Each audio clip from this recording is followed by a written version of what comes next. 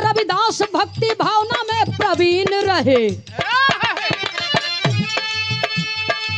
संत रविदास भक्ति भावना में प्रवीण रहे, सदा जितेंद्रिय होकर कर्म में वो लीन रहे।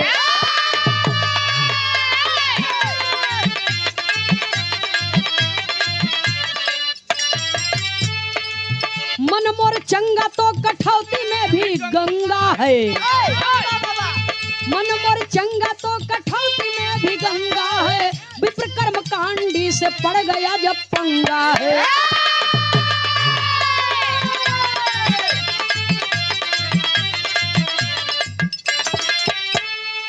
नीच है जाति तेरी नीचता का कर्म तेरा। नीच है जाति तेरी नीचता का कर्म तेरा, ब्राह्मणों का पांव छुओ सबसे बड़ा धर्म तेरा।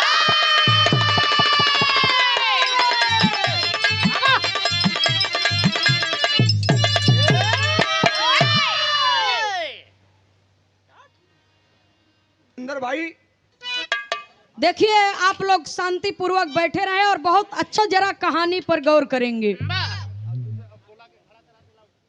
इसी काशी बनारस की नगरी में आज जो महान संत का जयंती मनाई जा रही है, ये कार्यक्रम किया जा रहा है, तो संत रविदास जी के चमड़ा का कारोबार बा, रोजी रोटी वही से चलत बा। तो उनके मन का ये उद्गार था कि मन मोर चंगा तो कठौती में गंगा। और एक दिन काशी बनारस की धरती से कुछ ब्राह्मण विद्वानों की टोली चली बाबूजी प्रयाग कुंभ स्नान करने के लिए। हाँ, एकदम यही समय का बात रहा। प्रयाग में कुंभ लगा बा, हम बनारस में बिरहा गावत है। तो पंडित जी लोग रविदास जी के देख के कहत का है कि नीच है जाति तेरी नीचता का कर्म तेरा। मैं क्षमा चाहूंगी अपने विद्वज्जनों से। नीच है जाति तेरी नीचता का कर्म तेरा, अब ब्राह्मणों का पांव छुओ सबसे बड़ा धर्म तेरा। पंडित जी लोग रविदास जी से कहें, अरे चल के गंगा उंगा नहाए ला, एकदम मलिच्छ बना है। जब ये इतना बात सुनत है रविदास जी ऊपर मूड़ी उठाए के देखते ही नहीं। कहे मन मोर चंगा त कठौती में गंगा। पंडित जी लोग कहे चला भाई, के का कहत है नीच है जाति तेरी नीचता का कर्म तेरा, चमार सारे न कभो नहाए के न धोए के। जीते जिंदगी दूर से गंधा था, चल के नहाए ले और नहाए सर जाबा ससुर। सुनने वाले श्रोता सज्जनों, ये एकदम ग्रामीण क्षेत्र के ठेठ भाषा बा। तो चाहे एक अवधी भाषा में समझ ले, चाहे भोजपुरी भाषा में।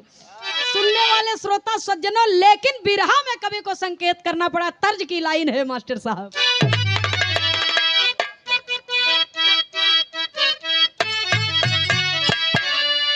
तर्ज वही है, नरमी कलैया सुकुवार हो चुभी जाला कंगनवा। लेकिन बिरहा में भाव है, कुंभ मेला लागल बेसुमार हो करबैया सननवा। कुंभ मेला लागल बेसुमार हो करबैया सननवा। कुंभ मेला लागल बेसुमार हो करबैया सननवा। जय बहार मिष्ठान भंडार रेलवे बना रहे और आपका आशीर्वाद हमारे ऊपर बना रहे। जय भीम, जय भारत, नमो बुद्धाय। लोग कहते हैं, ओ ब्राह्मण लोग कहा कि चल के गंगा नहाए ले, तब रविदास जी कहते क्या हैं? अंतरे के भाव में कवि को लिखना पड़ा मास्टर साहब।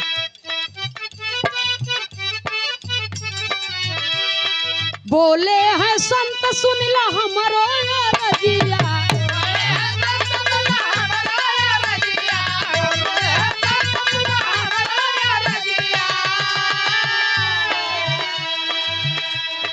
करिहा प्रणाम हमारी माँ के चरनिया।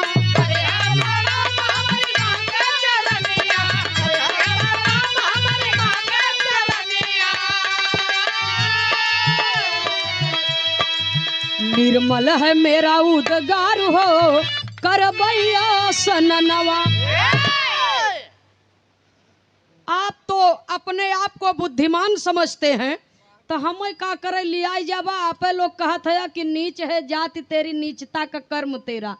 तो एक टाइम घट जाए तो हमारे घरे पहुंचाई न देबा, बाल बच्चा भूखन मरे लगी। जा गंगा नहा भाई, हरा हम गंगा नहाए न जाब, लेकिन गंगा नहाए जात है तो माई गंगा से हमार प्रणाम कह दी है। इतना कह करके रविदास जी अपने कार्य में, अपने कर्म में लीन हो गए नित्य प्रतिदिन का। सुनने वाले श्रोता सज्जनों, क्योंकि जो इंसान कर्म से चूक जाता है, मेहनत से चूक जाता है, इस दुनिया में उसका अपमान होता है, सम्मान कहीं मिलता। इसलिए मेहनत इंसान को करना चाहिए। किसी के जीवन का इतिहास सरल तरीके से नहीं बनता है। बिरहा में कवि को संकेत करना पड़ा, कहना है बाबूजी। अच्छा, काशी के धरती से ब्राह्मण लोग चल करके पहुंचे कुंभ मेला प्रयागराज में, और जब गंगा जी में नहाए लिहन तो बड़ा सुकून मिला। और जब सुकून मिला तो कहत का है बाबूजी, तर्ज वही है। और झूलनिया के गुजवा, तो झूलनिया के गुजवा, अरे टूटल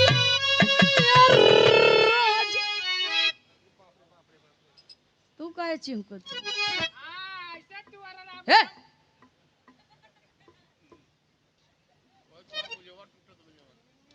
हम थोड़ी ई दादा बाबा लोगन का गाना यार रात रहा कि हमरे कौन औकात बा। झुलनिया के गुजवा टूटल ये राजा, जवनिया में गड़िया छूटल है राजा। समय का अभाव है, इसलिए तर्ज के छोड़ा, बिरहा में फर्ज है कहना है बाबूजी। और आया स्नान कहीं के पाए, आया स्नान कहीं के पाए, अरे चैन भैया, स्नान कहीं के पाए, अरे चैन भैया, ध्यान कैले संत बनाए भैया, ध्यान कैले संत बनाए भैया, ध्यान कैले संत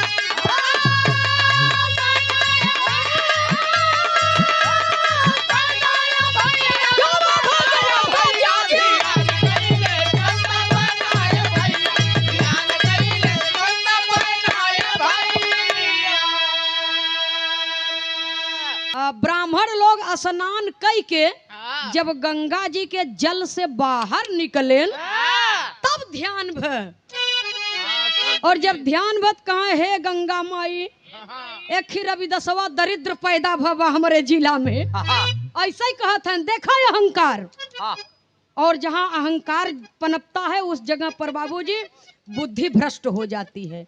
जाको दुख दारुण दई दीना, ताकर मत पहिले हर लीना। कहीं एक ठे रविदासवा दरिद्र पैदा भवन, न नहाए न धोवे, बड़ा महामलिच्छबा, कहे बा हमार प्रणाम कह दी है। तो रविदास का प्रणाम स्वीकार कर ले तू मैया। तब कवि को संकेत करना पड़ा, कहना है बाबूजी। अरे संत के बचनिया के कैले बयान हो, अरे प्रगति है गंगा दिहली एक समान हो,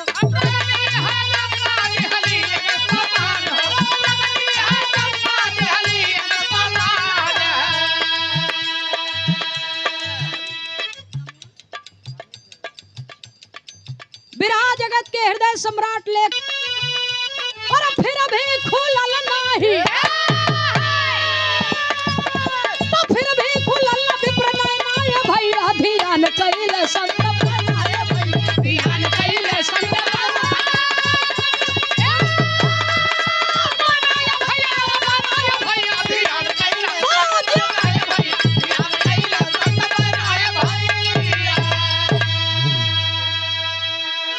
रविदास जी का नाम सुनते मान माई गंगा सामान का दे थे विप्र लोगन के।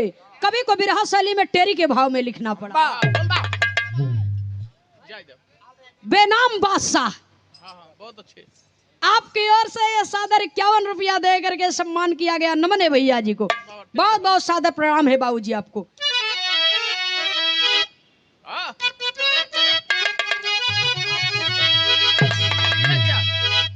अरे कंगनवा जीव के काल हो गईल, हीरा रतन जड़ित ना अद्भुत बागान। न उ सोने के लागता, न चांदीन के लागता, न हीरा मोती के लागता। ऐसन कंगन दिहिन की सब लोगन के बुद्धि चकराई गई। अरे बाप रे बाप, तब वो आँखी खुली नहीं कि हम लोग नहावा कुछ नहीं पावा, खाली रविदास के नाम से मिल गया। एकरे बावजूद भी बुद्धि नहीं खुली तो कवि को संकेत करना पड़ा। बाबूजी कहना है, श्रीमान गोपाल सेठ शिवपुरी बताई के आगे बढ़ जाते ही पंडित जी के मन में गलत विचार आएगे, कुविचार आएगे। कंगन लाई चला पंडिताइन के देर तो खुशी हो जाई, रविदास का करही एकर कीमतों का जाने। हमार पंडिताइन खुशी हो जाई तो दुगुना प्रेम बढ़े।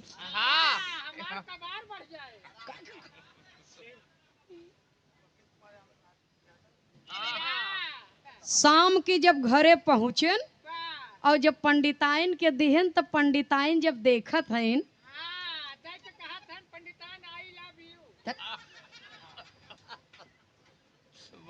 आई लव यू जानत है भैया। अब क्या मालूम, हम तो नहीं रहे, सूरदास जी रहा हो ही उस समय में, हमार जन्म तब नहीं भरा।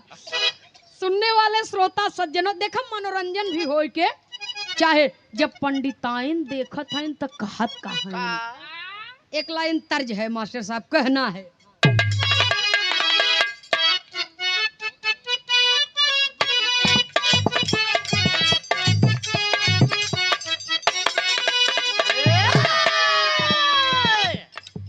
अब न रहबा सैया,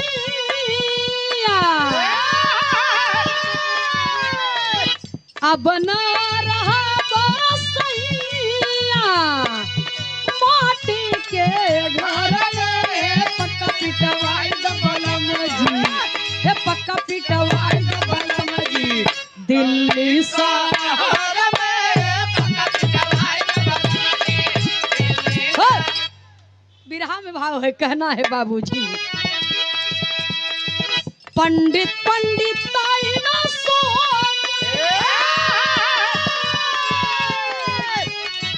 पंडित पंडिताइन सोचाई, अद्भुत गहनवा सपना साकार मोरा होई है, सपना साकार मोरा होई है, सुनीला साजनवा सपना साकार मोरा होई है, सुनीला साजनवा सपना साकार, सुनीला साजनवा सपना साकार मोरा होई है। पंडित जी कहा था चुप चुप चुप चुप चुप, ज्यादा हल्ला मत कर। तब कहा था इन बाबूजी,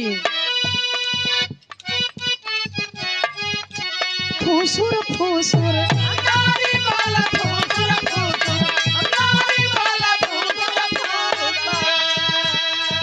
पंडित सुन गुटुर गुटुर,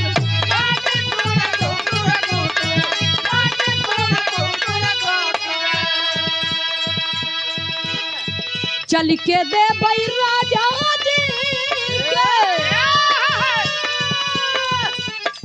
चल के दे भाई राजा जी के, मिली है खजानवा सपना साकार मोरा होई है, और सपना साकार मोरा होई है, सुनीला साजनवा सपना साकार मोरा होई है। ये भैया श्रीमान हनुमान यादव जी,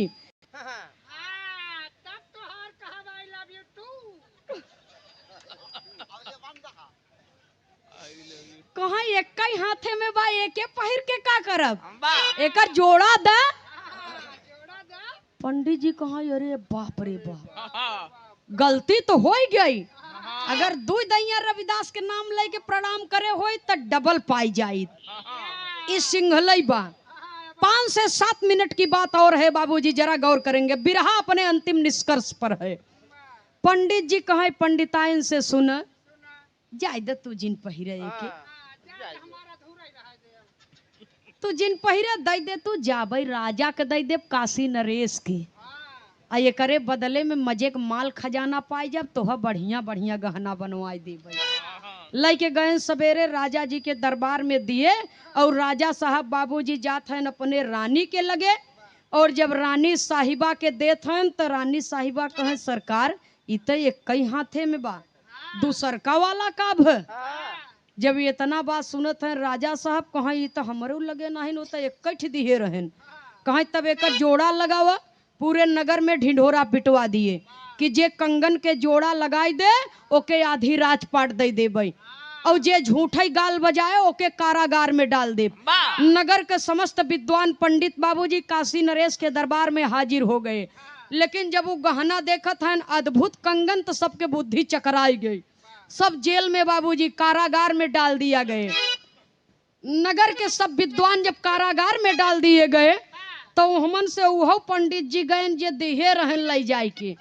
तो जब देख रहे हैं बाबूजी तो राजा साहब से कहते हैं, राजा साहब एक ठे हमार बिनती सुन ले। पहपट के छोड़ा आल्हा में कवि को लिखना पड़ा, कहना है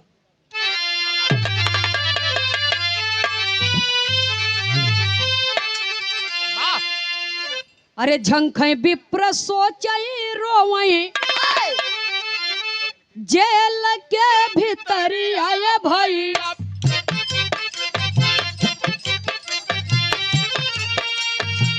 नगरी में संत एक बचे रविदास,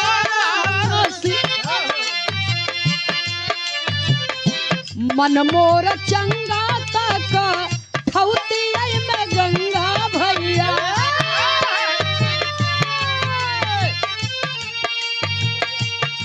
एक मिनट हाँ भैया, कह मन मोर चंगा तक कठौती में गंगा भैया, सुनत बचन भूप पहुँचे संत पार, कंगना देखावई कहीं जोड़ावा लगावा भगवान, सबके जीवनिया पे तोहारी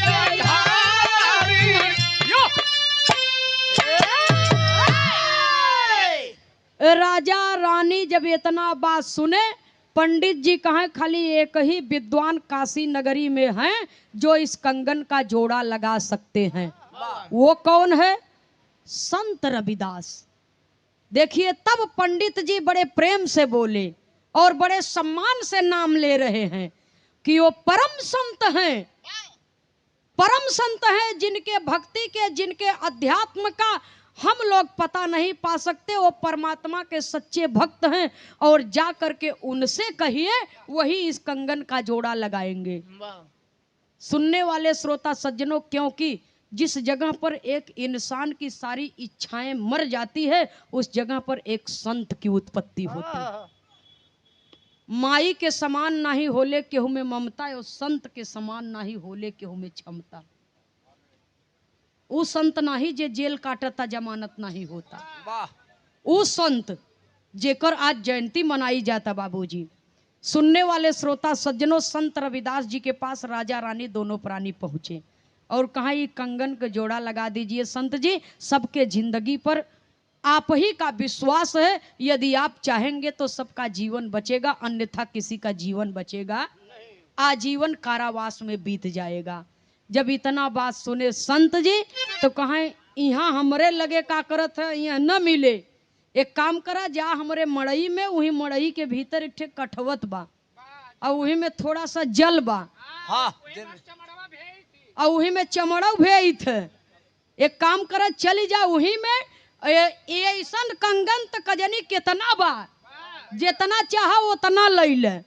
और जब राजा रानी दोनों प्राणी पहुंचे, राजा साहब ऐसे हाथ डाले, जब कठवत में हाथ डाले बाबूजी, और जब निकारे लागन तो उनकर हाथ ही फंसी गए। हाँ, कठवतिया में, इसलिए कि उनके हृदय में अहंकार था और संत जी के हृदय में अहंकार लेस मात्र नहीं था। राजा के मन में अहंकार था, अज्ञानता थी। जब उनकर हाथ फंस गया बाबूजी तो ऐसे पकड़ के निहुरा, अब न तरे हो पावत है न ऊपर हो पावत है। रानी साहिबा से कहा तनी मदद कर तू, और राजा साहब के ऐसे करिहाव पकड़ के और रानी साहिबा जोर लगा के खींचत है। जब खींचे लगे तब रानी निहुर गए।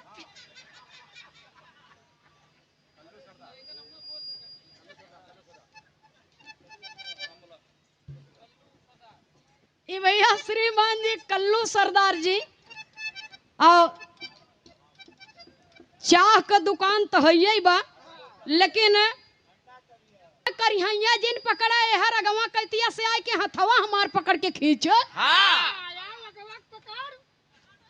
और जब आगे से आए रानी साहिबा, जब हाथ डाल के राजा साहब के हाथ पकड़िन के खींच ले तो राजा साहब का हाथ तो फंसा ही रहा और रानी साहिबा का हाथ फंस गया।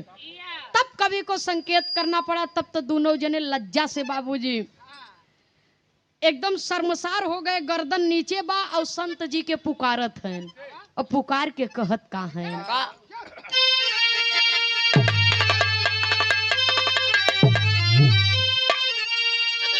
अरे व्यथित निरपरानी करती है साधना, निरपरानी करती है याचना। व्यथित राजा रानी अरे करती है याचना, तब प्रगटे संत जी समनवा स्वीकार साधना।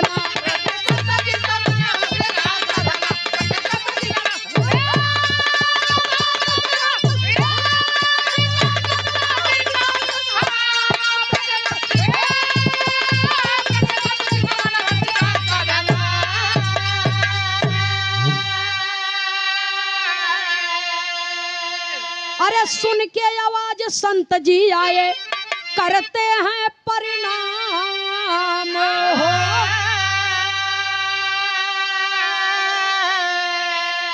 अरे संशय दूर करो हे ज्ञानी, अर्ज करें अभिराम।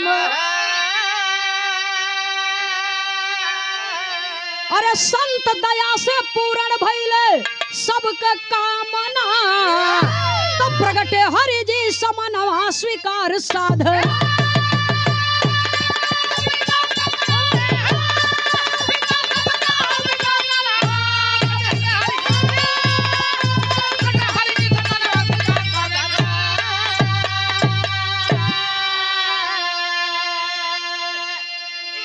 भैया के परिचय के साथ में और उसके पहले ये 2 पुरस्कार आया है।